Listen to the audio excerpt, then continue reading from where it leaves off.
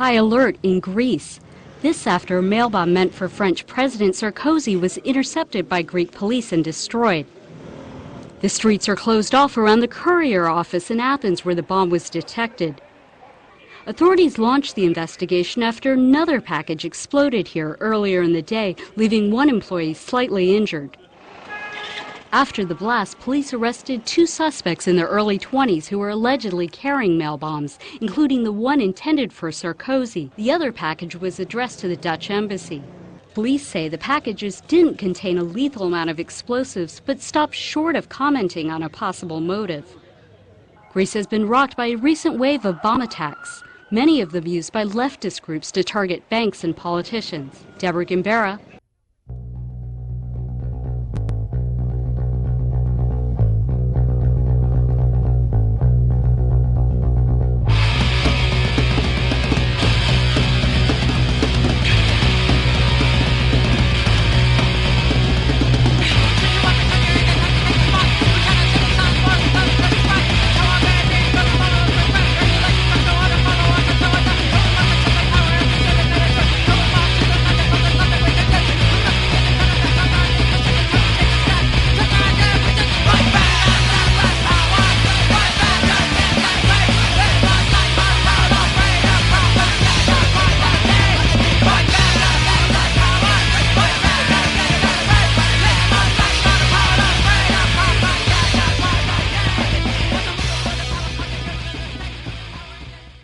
Greek authorities have charged two local men with terrorist acts in connection with a wave of mail bombs that targeted diplomatic missions in Athens. Court officials say the suspects, whose names have not been released, were charged Tuesday with belonging to a terrorist group, acts of terrorism, and causing explosions that endangered human lives. The men, both in their 20s, were arrested Monday.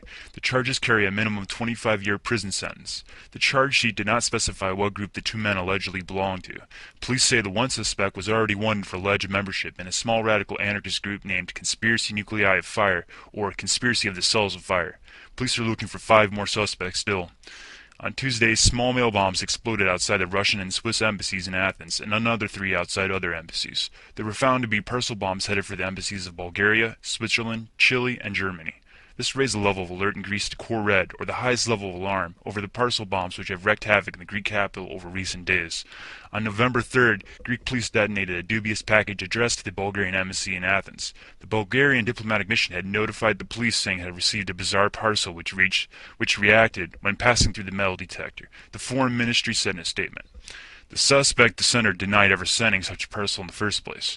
Over the weekend, one such intended target was believed to be French President Nicolas Sarkozy, while the latest round of bomb parcels are believed to have targeted other international organizations and other European leaders, including Germany's Angela Merkel.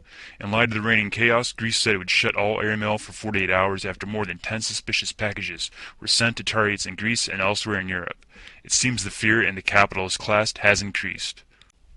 Gardaí riot police attempted to quell disturbances on Dublin streets last night as Halloween festivities turned nasty. Brave comrades even pelted officers with bottles and kept the Dublin Fire Brigade busy with bonfires that reclaimed those streets. The areas that saw the night be liberated by the people were Tallaght, Dolphin's Barn, and Dublin city centre. The bastard pigs drew their batons but did nothing with them. 7 people were arrested for public order offences following the brawl. Riot squads, uncontrolled blazes, underage drinking, and bangers being thrown at cars were just some of the Halloween celebrations taking place. Sheriff Street was home to one of the city's biggest bonfires, which was kept lit for several hours with tires and debris. Fireworks began at midnight, being shot in the direction of police cars. Riot police faced off against a group of 30 or so drunken youths in the residential area. Some defended themselves by throwing bottles at the squad. Blazes and flaming cars were scattered across the city. Comrades were known to stand together and continue these actions late into the night.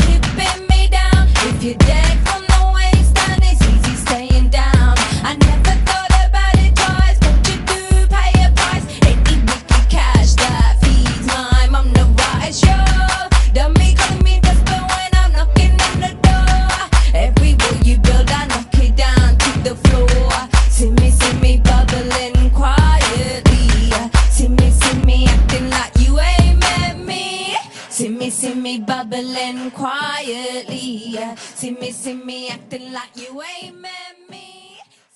Iranian students and parliament deputies are protesting a decision to dissolve one of the country's largest medical and educational centers. Health Minister Marzia Vahid Deserti announced on October 30th that Tehran's Iranian University of Medical Sciences was to be dissolved. Students at the university, who according to Vahid Deserti are to be transferred to Tehran University and Shahid Beheshti University, began a protest sit-in on October 31st that continued until November 1st. Paris-based political analyst Sarah Merdamadi says that the dissolution of the University of Medical Sciences is illegal, as universities have become the center of vocal protest against the establishment. Merdamadi says the government is now trying to merge some universities with larger ones in order to tighten control over them. Also, even though the station rationale for closing the university is decentralization, he says no such policy is being implemented. All this points to chaos and confusion in the government decision-making process, Merdamadi concludes. The Iran University of Medical Sciences was founded in Tehran in 1974. It currently has more than 6,000 students and 731 faculty members. The resistance to Iran's closures and increasing control of the students will not be tolerated. We stand with the protesting students of Iran's medical university. Resist, resist, resist.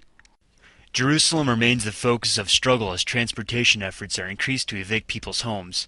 This week the residents of Beit Omar celebrated the release from Israeli prison of two village youth, Youssef Abu Hashem and Amir Abu Maria, both of whom were held for over 4 months by Israeli military court.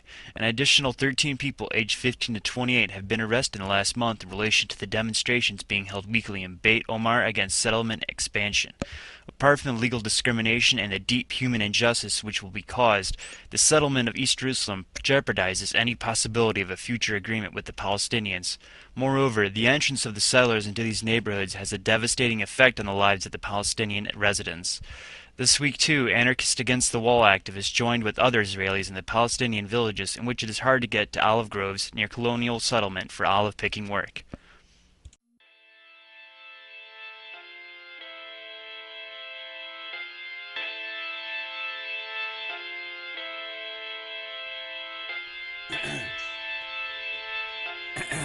السلام عليكم أخواني وأخواتي.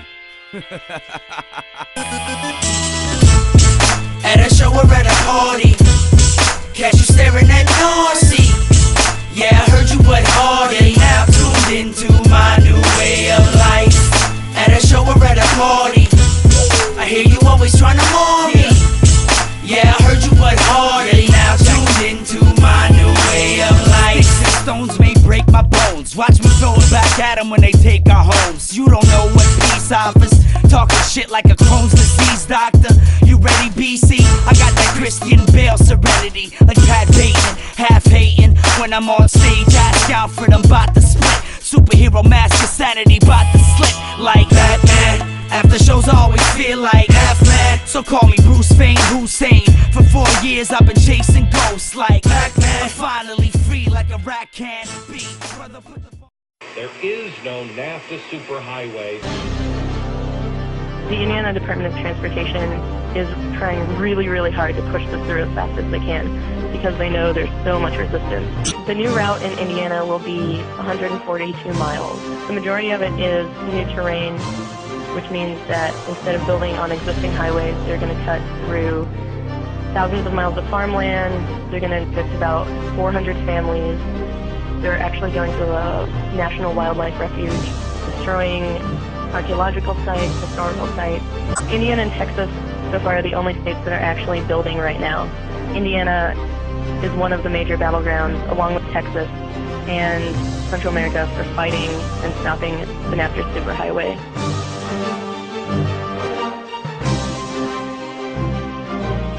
Building a highway is a big job. Giant road scrapers go into action. They cut down trees that stand in the way.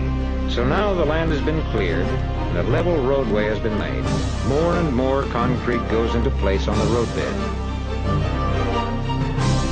If the property owners in one particular section of the planned corridor refuse offers to buy their land and they band together, it gives those property owners a lot more power to actually stay in their houses and to stop the road. Have we convinced you farmers yet? Nope.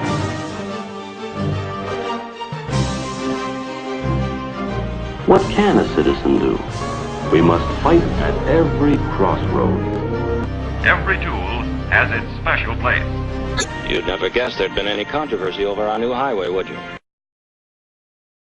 Yes, fellow anarchist Hoosiers, the state of Indiana strikes again with the capitalist destruction of our lands, livelihoods, and lifestyles. Indiana plans to spend about $77 million to reduce the environmental impact of the $3.1 billion Interstate 69 extension that's in the early stages of construction. But environmentalists who oppose the project aren't impressed. Tim Maloney of the Hoosier Environmental Council says the state is only complying with federal rules. He said forests, wetlands, and farmland will be bulldozed for the highway and run off along the finished road from automobiles and road salt will harm sensitive cave ecosystems. These are only 10 square miles along a 142-mile-long highway. The devastating effects of it cannot be solved or offset by a few bat houses. Also, the roads are not maintained in Indiana, which is where this money should be going. The endangered Indiana bat may not survive this radical change in its environment, and neither will the crops of the farmers who live along its route, where the river will be dammed up in a disastrous way. We will always resist the fastest expansion of I-69. We will never stop. We will never surrender.